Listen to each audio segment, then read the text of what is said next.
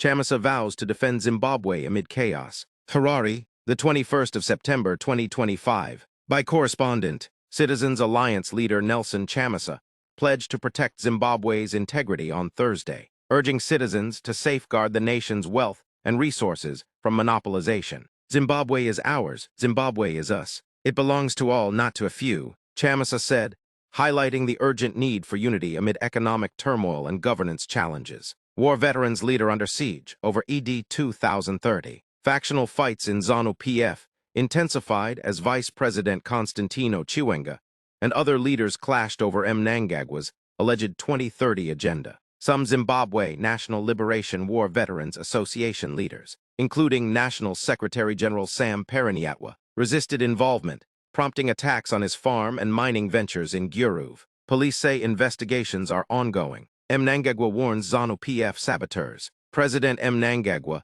told Central Committee members that divisive elements would not be tolerated, urging supporters to focus on grassroots work and prepare for the 2028 harmonized elections. If you stop the ZANU-PF train, beware of getting crushed, he warned, stressing discipline, integrity, and unity within the party. Hirntals College temporarily shut. Harare's Hirntals College Sarum House campus was closed Thursday morning during the City Council's Restore Order operation, disrupting lessons. The campus reopened by midday. The council has warned property owners to comply with bylaws or face closures and penalties. Harare City Council owed ZVAITWA $8 billion. The council revealed a staggering ZVAITWA $8 billion in unpaid rates, hampering service delivery.